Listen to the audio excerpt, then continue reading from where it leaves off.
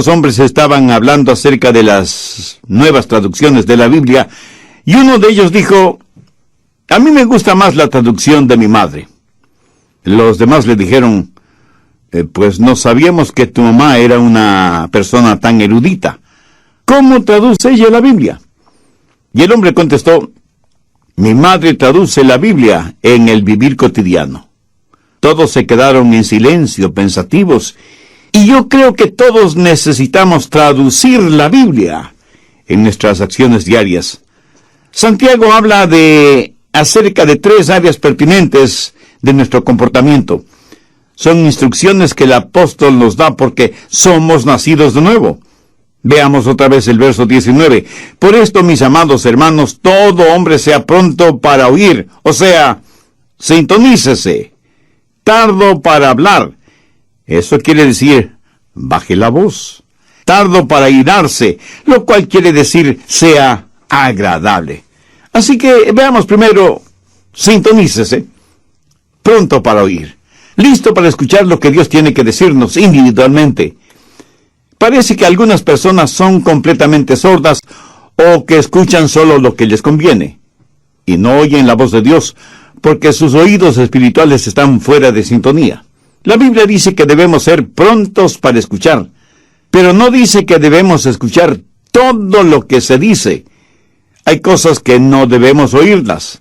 En Marcos 4:24 leemos: mirad lo que oís. Usted no necesita oír todo lo que se dice.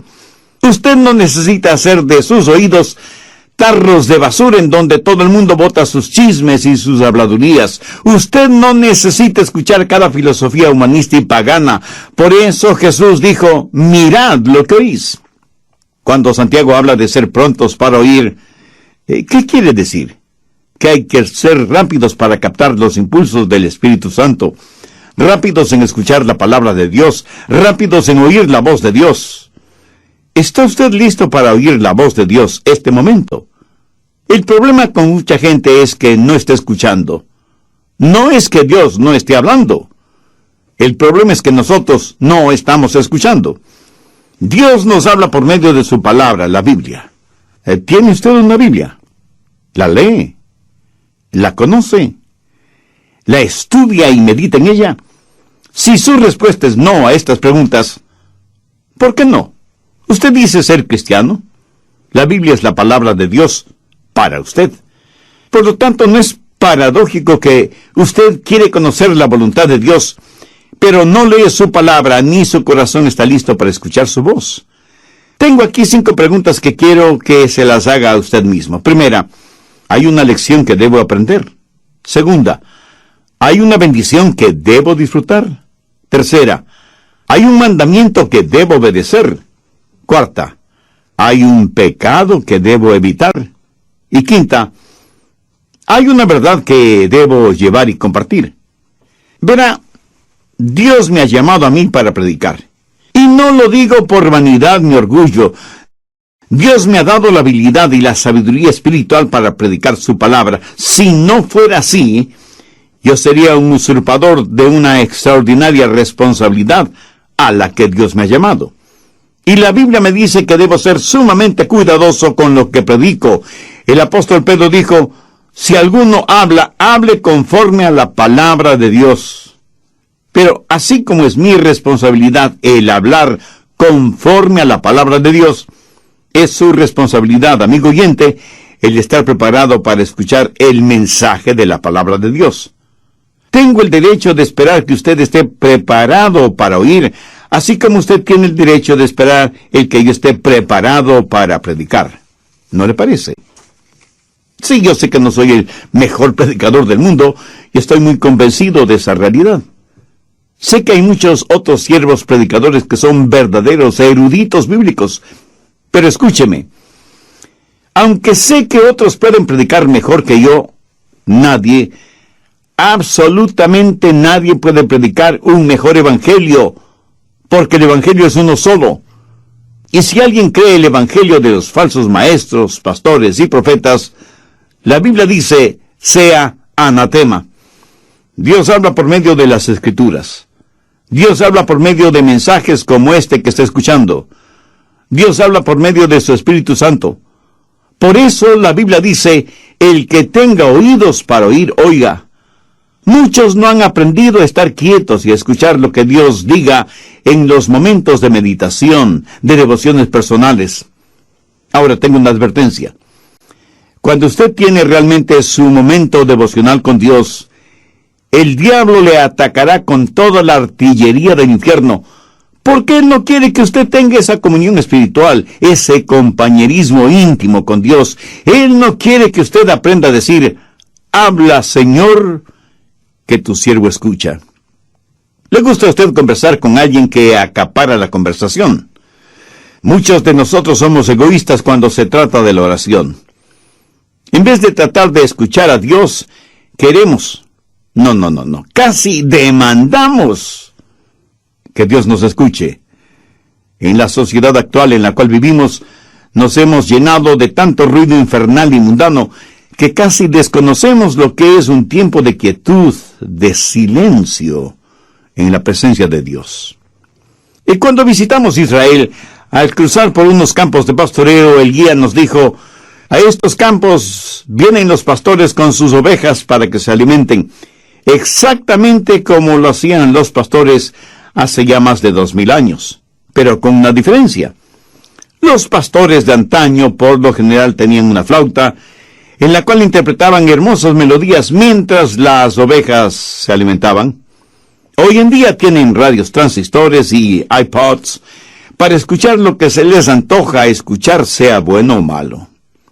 Y yo, sonriendo, pensé, si David hubiera tenido uno de estos modernos inventos, estoy seguro que no hubiera escrito el Salmo 23. Santiago, en primer lugar, nos dice que el nuevo nacimiento da como resultado un nuevo comportamiento, que debemos estar sintonizados a la voz de Dios y que debemos ser prontos para oír. En segundo lugar, dice que debemos ser tardos para hablar. No solo que debemos estar sintonizados, sino que debemos pensar antes de hablar. ¿Por qué? Porque la verdad es que en general hablamos demasiado. Abrimos muchas cosas por equivocación, pero no tan frecuentemente como la boca. Es como si el apóstol estuviera diciendo, no hablen tanto como están acostumbrados a hacerlo. Busque Proverbios 10:19. En las muchas palabras no falta pecado, mas el que refrena sus labios es prudente. Matemáticamente existe la posibilidad de que mientras más hable, más pronto está a pecar con su boca. En Proverbios 17:27 y 28 leemos, el que ahorra sus palabras tiene sabiduría. Aun el necio cuando calla es contado por sabio. El que cierra sus labios es entendido. Muchos de nosotros nos metemos en problemas cuando hablamos. Por eso, es mejor tener la boca cerrada. Eclesiastés 5:3 dice, porque de la mucha ocupación viene el sueño, y de la multitud de palabras la voz del necio. Mientras más una persona habla, a veces más proclama la necedad de su corazón. Alguien dijo que es mejor tener la boca cerrada y dejar que los demás piensen que uno es un tonto, que comenzar a hablar y remover cualquier duda al respecto.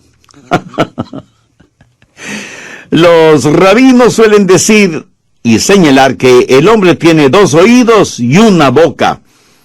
Los oídos siempre deben estar abiertos y la boca cerrada, reteniendo en esa bóveda, tras los barrotes de marfil que son los dientes, a la lengua. Debemos escuchar 2 veces más de lo que hablamos, pero la realidad es todo lo contrario. Mateo 12:36. Mas yo os digo que de toda palabra ociosa que hablen los hombres, de ellas darán cuenta en el día del juicio.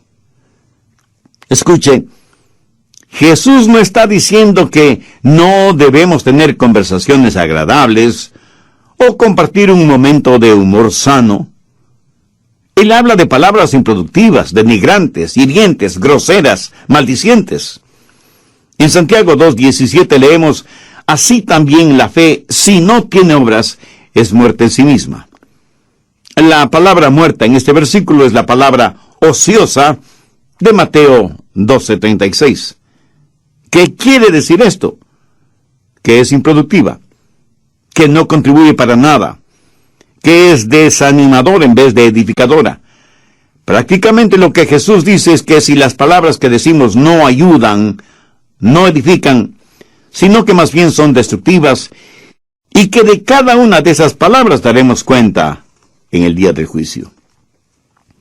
Aún el humor adecuado puede ser usado para romper el hielo en cualquier reunión, y puede ser agradablemente beneficioso. Pero el humor usado como burla o sarcasmo es denigrante. Dios no quiere que seamos agresivos ni groseros usando el humor. A veces hablamos de las cosas sagradas con labios mundanos y profanos. En el capítulo 13 de Mateo, los fariseos habían acusado a Jesús de que echaba fuera a los demonios por el poder de Beelzebú, el príncipe de los demonios. Por eso Jesús dio una advertencia. No es una advertencia contra palabras sabias y edificantes, sino contra palabras acusatorias dichas seriamente. ¿Ha pensado alguna vez en el daño que causan las palabras necias? ¿Sabe cuántos hogares han sido destrozados por palabras y expresiones inconvenientes? ¿Cuánta gente inocente ha sido enviada a la cárcel por las palabras deshonestas o el testimonio falso de otros? ¿Cuántos corazones han sido destrozados por promesas o palabras falsas? ¿Cuántas iglesias se han dividido por las palabras de unos contra otros? ¿Cuántas almas se han perdido porque la gente no ha aprendido a controlar sus lenguas? Una de las marcas de una persona nacida de nuevo es que su lengua está bajo el control del Espíritu Santo. Y la misma Biblia, que nos dice que seamos prontos para escuchar, nos dice que debemos ser tardos para hablar. Y las dos cosas son mutuamente incompatibles. Hay una antigua rima infantil que dice: el viejo búho vivía en un roble. Mientras más veía, menos hablaba. Mientras menos hablaba, más escuchaba. ¿Y por qué no podemos ser como ese viejo búho? ¿Lo ve? Ese sabio búho había aprendido a escuchar. Muchos de nosotros nos asombraríamos de saber lo mucho que hablamos, y nos asombraríamos mucho más al saber que podemos hacer mucho bien a los demás, con menos de la mitad de lo que dijimos en todo el día. Salmo 141:3. Pon guarda a mi boca, oh Jehová, guarda la puerta de mis labios. Esta es una sabia manera de pedir ayuda a Dios para controlar sus palabras, de estar consciente de las cosas que dice.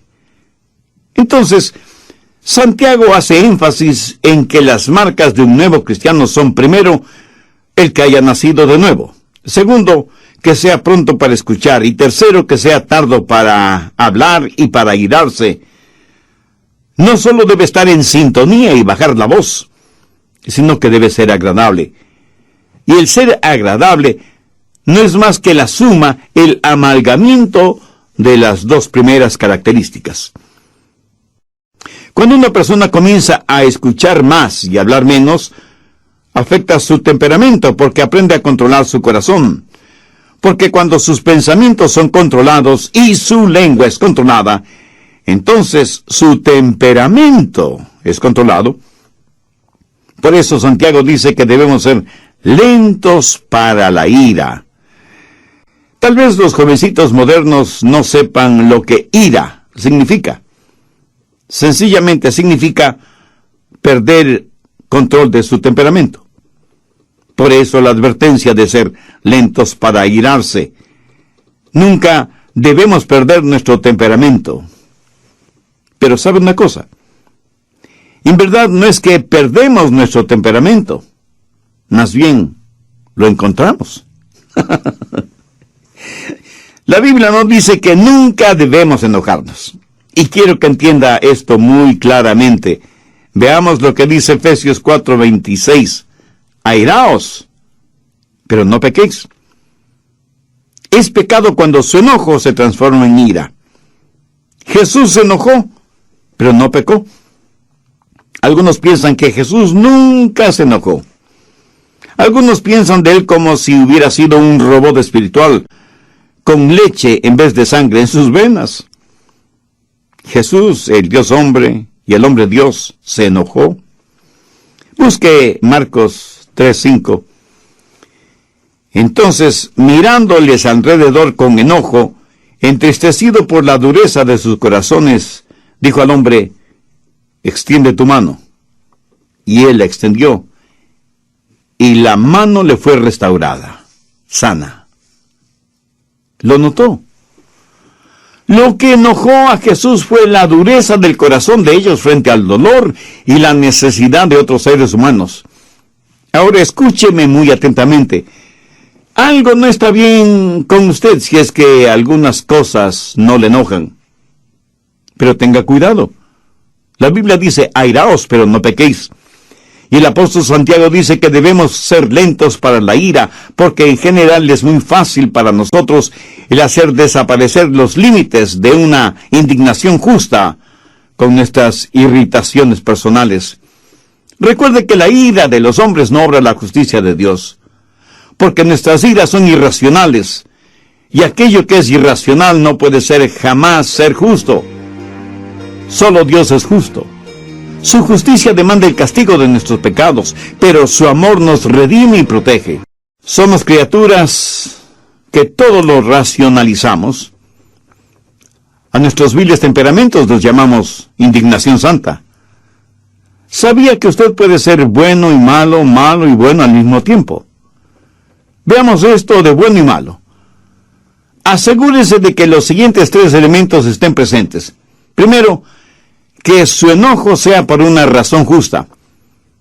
Verá, por lo general nos enojamos cuando nos empujan, o cuando creemos que nuestros derechos no son quitados, o cuando alguien nos ofende, o alguien se mete bravuconamente delante de nosotros en una fila.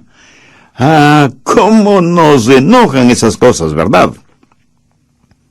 Ahora, aunque en la Biblia leemos que Jesús se enojó, su enojo siempre fue justificado. No hay ninguna expresión derogatoria contra otras personas, excepto los fariseos y los publicanos.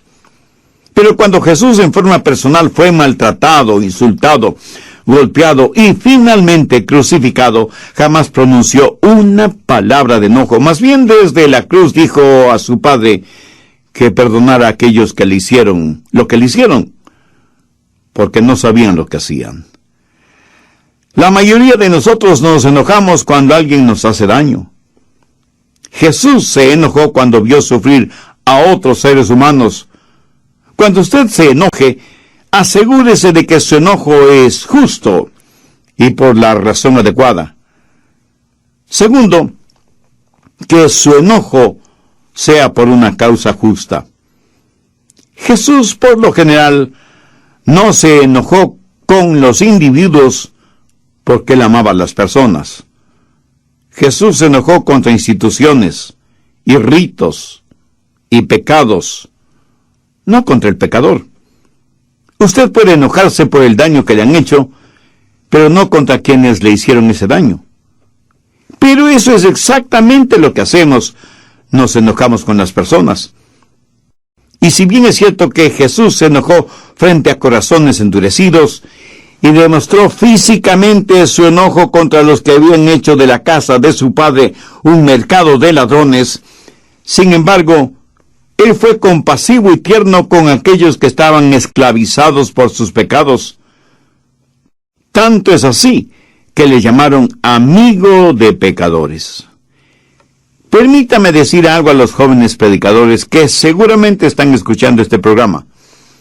Espero que en sus ministerios ustedes prediquen contra el licor, drogas, pornografía, homosexualismo y todo lo demás, pero que lo hagan con firmeza y con convicción, no carente de compasión.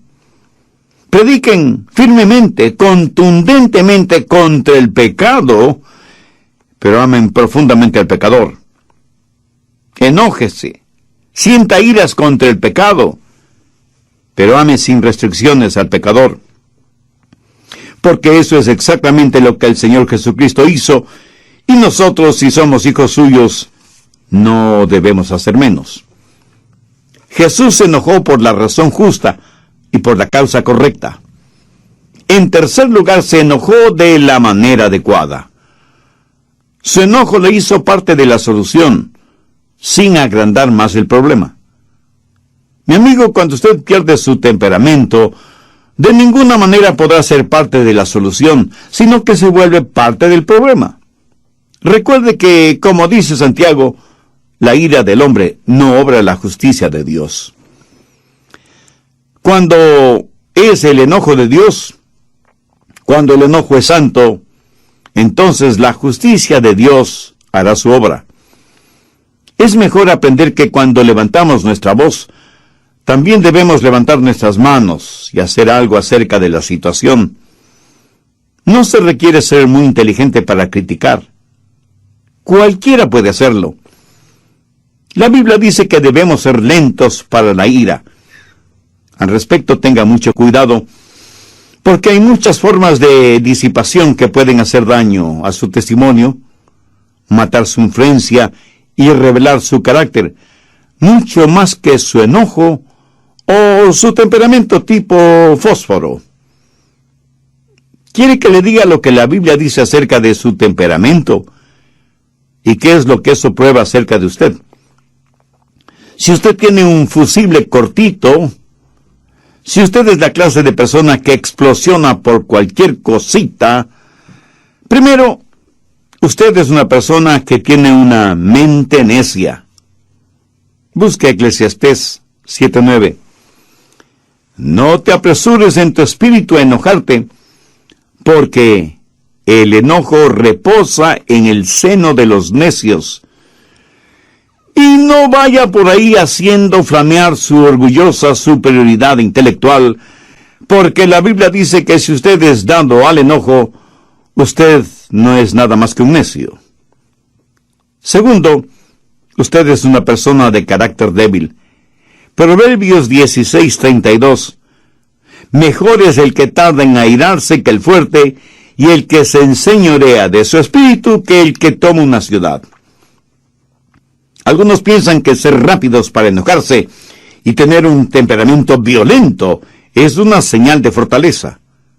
Algunos son verdaderos bravucones en sus casas, rompiendo y tirando las cosas al suelo, golpeando a sus esposas e hijos, manejando su vehículo como un verdadero maniático, cuando otro vehículo se le cruza súbitamente en la carretera. Lo que usted considera una señal de fortaleza, en realidad es un signo de infantilidad, de falta de madurez. Actúa como un bebé con un ataque temperamental. ¿Qué es lo que dice Eclesiastés 16:32? Mejor es el que tarda en airarse que el fuerte, y el que se enseñorea de su espíritu, que el que toma una ciudad. Cuando usted se enoja y pierde el control, está abriendo la puerta a toda clase de pecados que normalmente no los cometería. Dice cosas que usted sabe que no debe decirlas, y hace cosas que usted sabe no debe hacerlas. Busque Proverbios 29:22. El hombre iracundo levanta contiendas, y el furioso muchas veces peca. Cuando usted está furioso, sus pecados se van a multiplicar más de lo que usted piensa. Hará cosas negativas que ya no podrá deshacer. Dirá palabras que usted haría lo que fuera para no haberlas dicho. El momento que usted pierde su ecuanimidad mental, pierde el control de sus palabras y de sus acciones. Pero esto no le disculpa ni justifica delante de Dios. El hombre iracundo levanta contiendas y el furioso muchas veces peca. Alguien dijo que el enojo es como una piedra lanzada contra un nido de avispas. La analogía es clara y contundente. Sea iracundo y furioso, y se verá atacado por toda clase de pecados o transgresiones. Ahora, ¿cómo enfrentar, cómo manejar el enojo? Pues empiece tratándolo como lo que es: pecado. ¿Sabe que algunas personas se enorgullecen de su temperamento volátil? Y no solo que se enorgullecen, sino que lo razonan, lo justifican y dicen: es que todos en nuestra familia somos pelirrojos. Mi amigo, es un mito científico aquello que el color del cabello determine el temperamento. Otros, en cambio, dicen: mi carácter es hereditario, lo temperamental lo heredé de mi padre. Eso puede ser cierto si es que su padre es el diablo. Y unos cuantos más dicen: mis explosiones temperamentales son muy rápidas, me calmo casi enseguida. Un hombre con una subametralladora dispara indiscriminadamente contra una multitud. Ese acto dura solo unos segundos, pero ha dejado muertos y heridos. Y no solo se ha perdido vidas humanas, sino que muchos hogares quedan destrozados. Tratamos de razonar, justificar nuestro enojo, nuestro temperamento.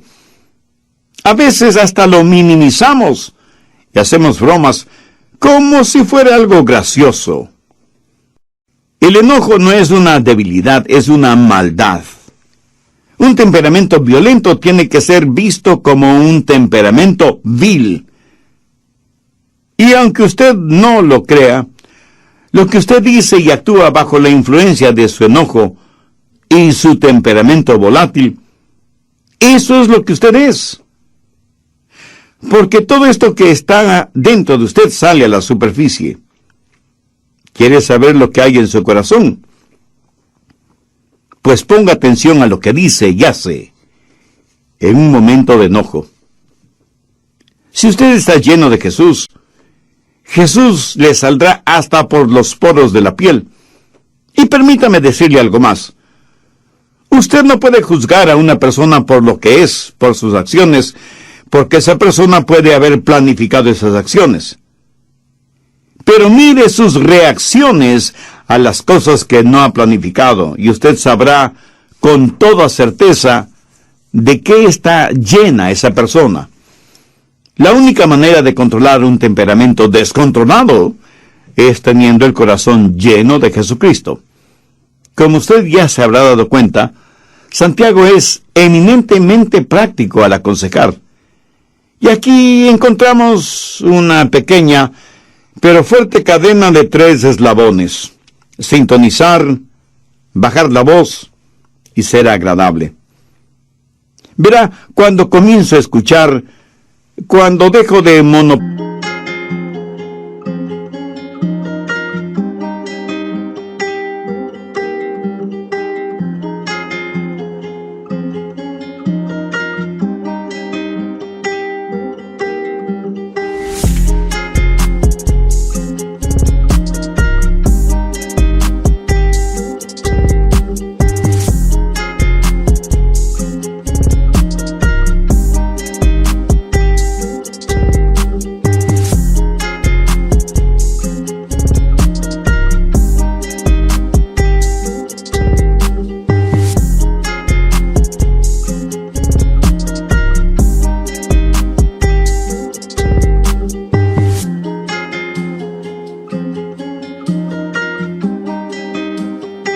la conversación, entonces aprendo a controlar mi temperamento, porque mis pensamientos y mis palabras tienen una forma de animar mi espíritu.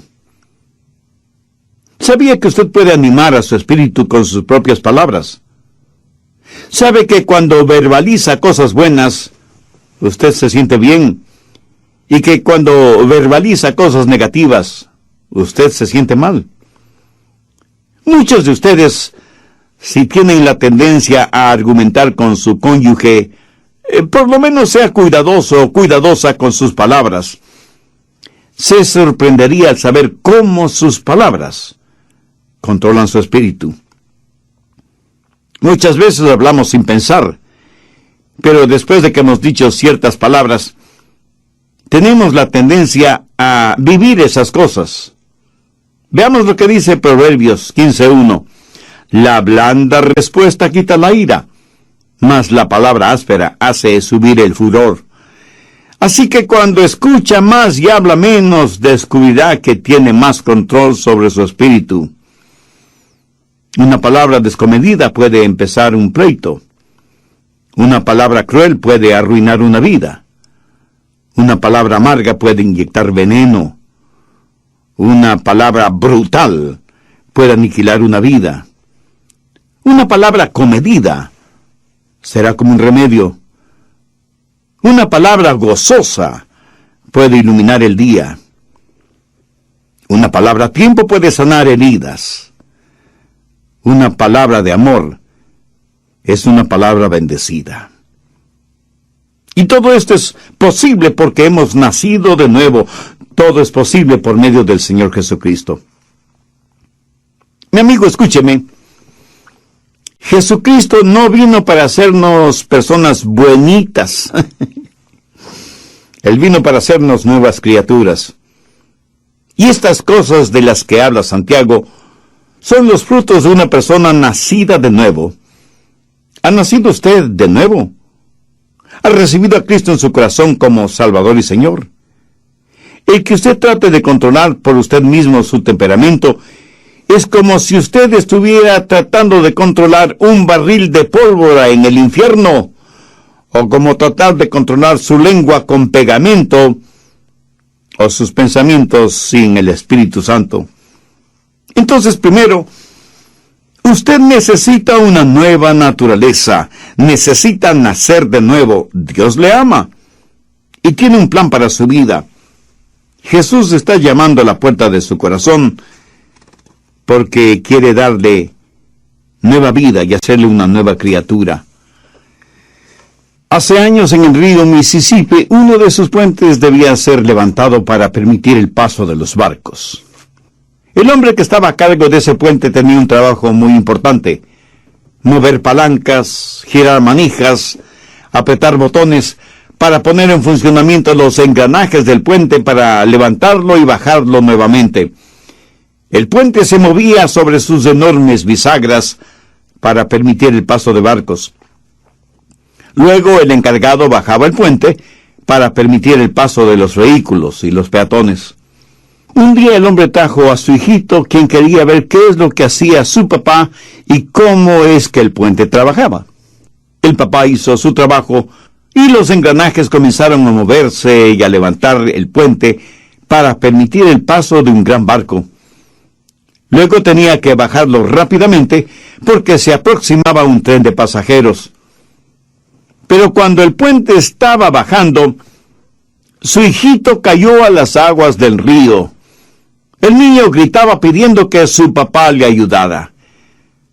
El hombre sabía que no podía abandonar su puesto de trabajo, ni mucho menos los controles del puente. Si lo hacía así, el tren de pasajeros que se acercaba se descarrilaría y se hundiría en el río con toda su carga humana, y cientos de personas morirían ahogadas y sepultadas en los vagones del tren. El hombre tuvo que tomar una decisión. Se quedó en los controles, bajando el puente para que el tren pudiera pasar con seguridad.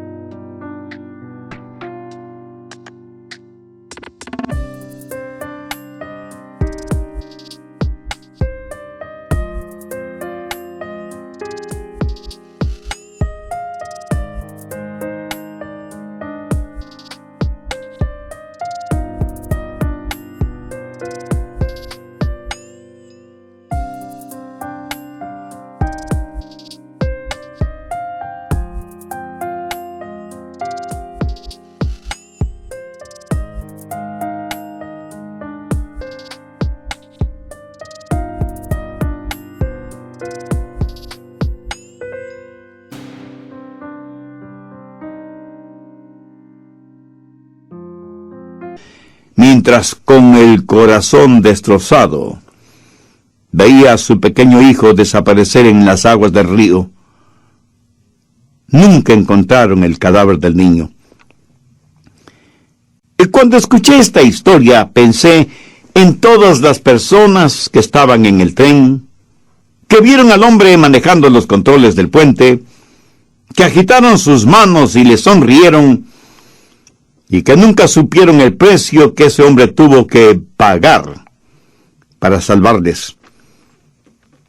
Espero que usted no haga eso con Dios, agitar la mano y sonreírle. Quiero que sepa que Dios puso a su Hijo Jesucristo en la cruz para que usted pueda cruzar con seguridad de la tierra al cielo. Quiero que sepa que Dios ama de tal manera al mundo, y aquí estamos usted y yo incluidos, que dio a su Hijo unigénito para que pagara el precio de la culpa de sus pecados. No los de Jesús, porque Él nunca pecó, sino sus pecados. Para que usted sea salvo, si deposita su fe y su confianza en Él. Dios le ama y quiere salvarle, y por eso le ha permitido a usted escuchar este mensaje, y a mí me ha permitido el comunicárselo. Si usted recibe al Señor Jesucristo